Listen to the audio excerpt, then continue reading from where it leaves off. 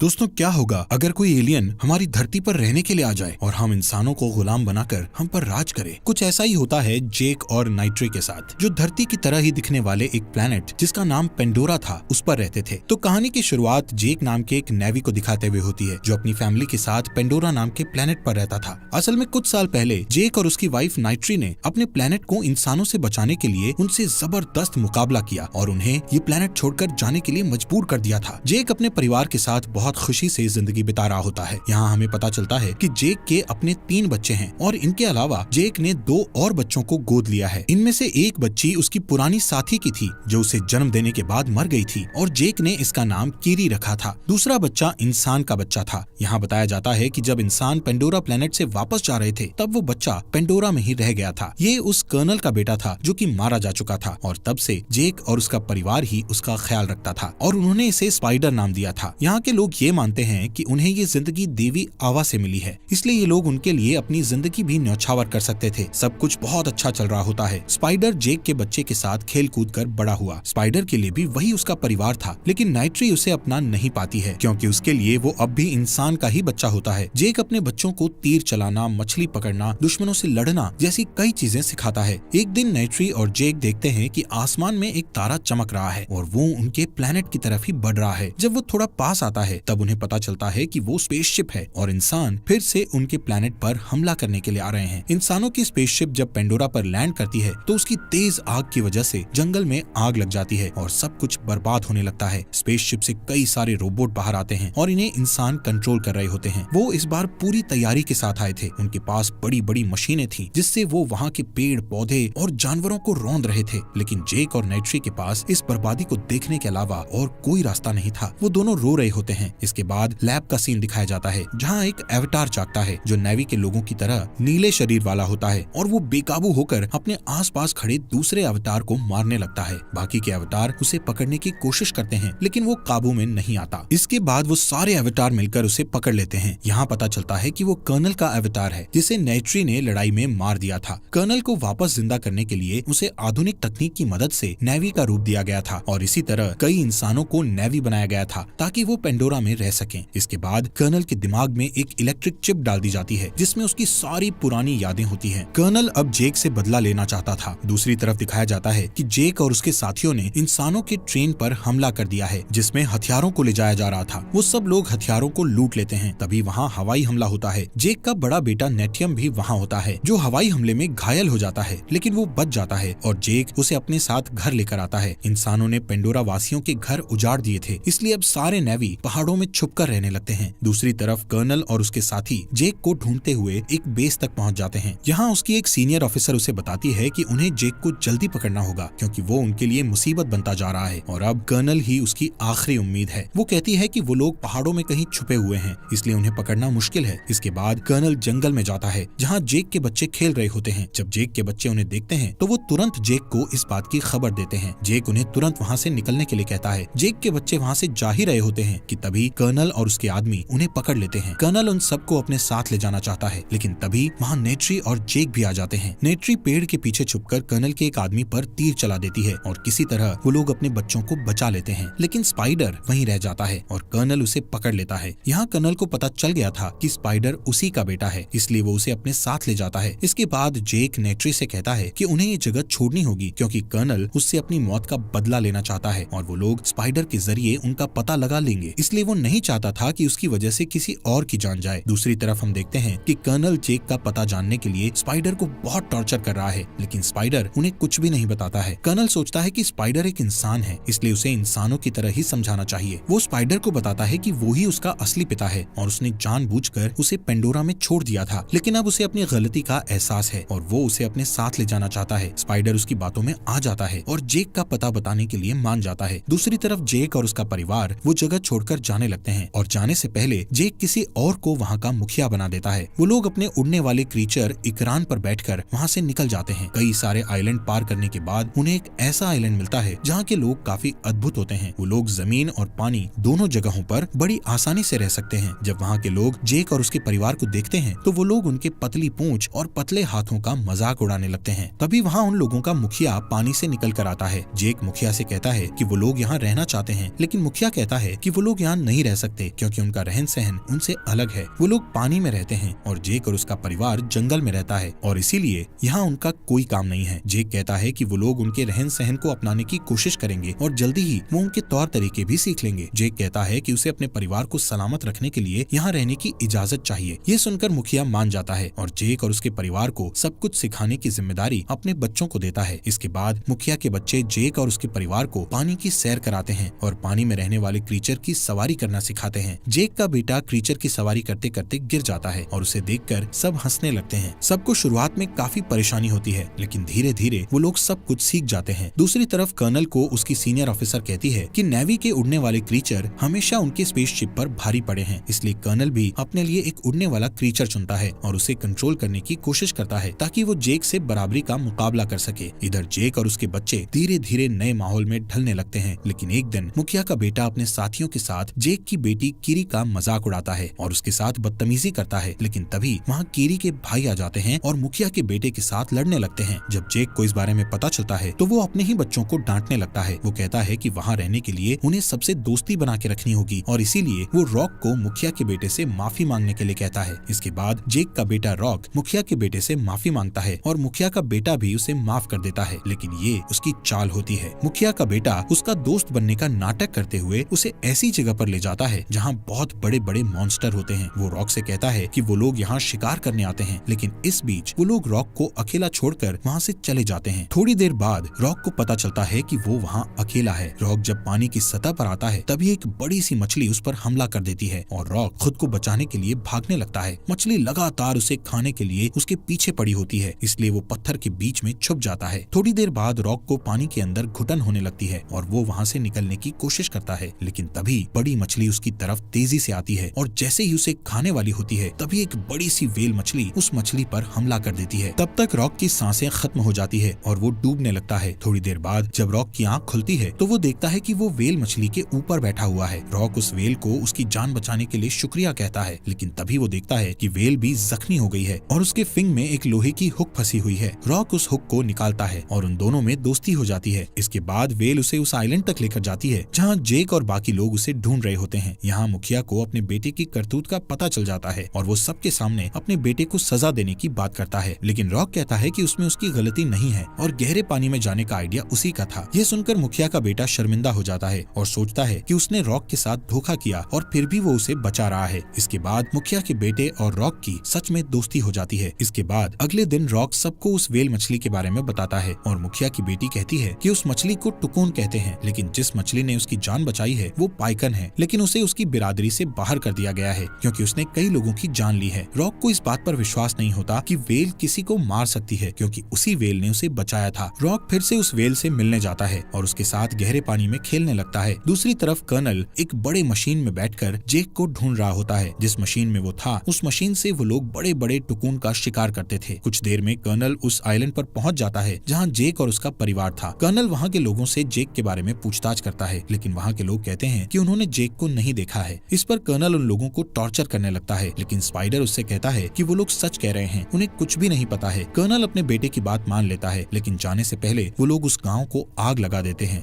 जेक और उसका परिवार उसी आइलैंड के दूसरे हिस्से में छुपा हुआ था। मुखिया वहां जाता है और बताता है कि कर्नल उन्हें ढूंढते हुए वहां पहुंच चुका है। दूसरी तरफ कर्नल ये प्लान बनाता है कि वो लोग वहां के टुकून का शिकार करेंगे, इसलिए अब वो लोग मशीन के जरिए टुकून का शिकार करने के लिए आते हैं। दूसरी तरफ रॉक को पता चल जाता है कि पाइकन ने किसी की जान नहीं ली थी, बल्कि नेवी लोगों को मारने वाले कोई शिकारी थे और इसका इल्जाम पाइकन पर आ गया था, जिसकी वजह से उसे बिरादरी से बाहर करके अकेला छोड़ दिया गया था। दूसरी तरफ कर्नल और उसके साथी कई मशीन गन की मदद से एक बड़े से टुकून पर हमला कर देते हैं जो अपने बच्चे के साथ तैर रहा होता है। वो टुकून काफी चीख रहा होता है और आखिर में इंसान उसे मार देते हैं। इसके बाद वो लोग उसे अपने साथ लेकर आते हैं और उसके मुंह के अंदर जाते हैं। वो लोग उस टुकून के गले के ऊपरी हिस्से में छेद करते हैं जहाँ से एक पीले रंग का लिक्विड बाहर आता है। यहाँ पता चलता है कि उस पीले रंग के लिक्विड को पीने से इंसान की उम्र नहीं बढ़ती है और इसीलिए इसकी कीमत बाजारों में काफी ऊंची है, जिससे वो लोग बहुत पैसा कमा सकते हैं। जब आइलैंड के लोग उस टुकून की लाश को देखते हैं तब उन्हें बहुत दुख होता है और बहुत गुस्सा भी आता है। वो लोग जेक को इसका जिम्मेदार मानते हैं और कहते हैं कि उसकी वजह से इंसान इन जानवरों को मार रहे हैं। इसके बाद वो लोग कर्नल और उसके साथी से लड़ने का फैसला करते हैं, लेकिन जेक कहता है कि वो लोग उनके आधुनिक हथियारों के आगे नहीं टिक पाएंगे। कर्नल का प्लान अब बड़े बड़े टुकून मतलब पाइकन का शिकार करने का होता है, क्योंकि उसका शिकार करके वो लोग ज्यादा लिक्विड निकाल सकते हैं और ज्यादा पैसे भी कमा सकते हैं। टुकुन के शिकार को देखते हुए रॉक को पाइकन की फिक्र होने लगती है, इसलिए वो उससे मिलने के लिए जाता है। रॉक के भाई बहन उसे रोकने के लिए उसके पीछे जाते हैं। जब वो लोग पाइकन के पास पहुंचते हैं तो देखते हैं कि पाइकन को एक तीर लग गई है, जिसकी वजह से वो वहाँ से हिल नहीं पा रहा है। वो सब लोग उस तीर को निकालने की कोशिश करते हैं और इसी बीच कर्नल और उसके साथी उनकी तरफ आ रहे होते हैं। रॉक जेक को इस बारे में बताता है और जेक अपने साथियों के साथ वहाँ जाने के लिए निकल जाता है। रॉक और उसके भाई बहन किसी तरह उस तीर को पाइकन के शरीर से बाहर निकालते हैं, लेकिन कर्नल के आदमी उनके पीछे पड़ जाते हैं। मुखिया की बेटी कर्नल के मशीन से मरने वाली होती है, लेकिन जेक का बेटा उसे बचा लेता है। कर्नल उन्हें एक बड़े जाल में फंसा लेता है और उन्हें अपनी शिप पर ले जाता है। तब तक जेक और उसके साथी भी वहाँ आ जाते हैं और देखते हैं कि कर्नल ने उसके बच्चों को बांध के रखा है। कर्नल जेक से कहता है कि अगर वो अपने बच्चों को जिंदा देखना चाहता है तो उसे अकेले ही वहाँ आना होगा। जेक उसकी बात मान लेता है और अकेले ही वहाँ जाने लगता है। इसी बीच पाइकन अचानक से पानी से निकलकर कर्नल की शिप में चढ़ जाती है और उसके आदमियों को मारने लगती है। इससे जेक और उसके साथी भी कर्नल पर हमला कर देते हैं। नेट्री भी वहाँ अपने उड़ने वाले क्रीचर इकरान में बैठकर आ जाती है और उन पर हमला करने लगती है। जेक किसी तरह अपने बच्चों को बचा लेता है, लेकिन जैसे ही वो लोग भागने वाले होते हैं, कर्नल जेक की बेटी कीरी और उसकी छोटी बहन को पकड़ लेता है। इस बीच जेक के बड़े बेटे को गोली लग जाती है और वो मर जाता है। नेट्री अपने बेटे की मौत से काफी टूट जाती है और चिल्ला चिल्ला कर रोने लगती है। इससे जेक और नेट्री को और भी गुस्सा आ जाता है और वो लोग कीरी और उसकी बहन को बचाने के लिए शिप पर आ जाते हैं। जेक वहाँ पर ब्लास्ट करता है और नेट्री इंसानों को बेरहमी से मारने लगती है, लेकिन तभी कर्नल कीरी को पकड़ लेता है और उसकी गर्दन पर चाकू रख देता है। लेकिन तभी नेट्री भी कर्नल के बेटे स्पाइडर को पकड़ लेती है और उसे मारने की धमकी देती है। इस वजह से कर्नल को कीरी को छोड़ना पड़ता है। इसके बाद जेक सबको वहाँ से जाने के लिए कहता है और खुद कर्नल से लड़ता है। दोनों के बीच काफी हाथापाई होती है। इस बीच शिप की हालत भी खराब हो जाती है और वो कभी भी पलट सकती है, इसलिए सब लोग वहाँ पर फंस जाते हैं। दूसरी तरफ जेक कर्नल की गर्दन को पकड़ लेता है, जिससे उसका दम घुटने लगता है और कर्नल वहीं डूब जाता है। इसके बाद जेक भी वहाँ से निकलने का रास्ता ढूंढने लगता है। नेट्री और उसकी बेटी शिप में फंसे होते हैं और तभी कीरी उनके पास आती है और उन्हें रास्ता दिखाती है। जेक भी रॉक के साथ बाहर आ जाता है। दूसरी तरफ स्पाइडर को कर्नल मिलता है और वो उसे पानी से बाहर ले आता है, क्योंकि जब नेट्री ने उसकी गर्दन पर चाकू रखा था तब कर्नल ने उसकी जान बचाई थी। लेकिन जब कर्नल स्पाइडर को अपने साथ चलने के लिए कहता है तो वो मना कर देता है और वापस जेक और उसके परिवार के पास चला जाता है, जिसे देखकर जेक बहुत खुश होता है। इसके बाद जेक अपने बड़े बेटे की बॉडी को उनकी देवी आवा के हवाले कर देता है और उस पल को याद करता है जब उसने पहली बार अपने बेटे को गोद में उठाया था। दोस्तों, हमारे फॉक्स एक्सप्लेनर हिंदी चैनल को सब्सक्राइब करना मत भूलना।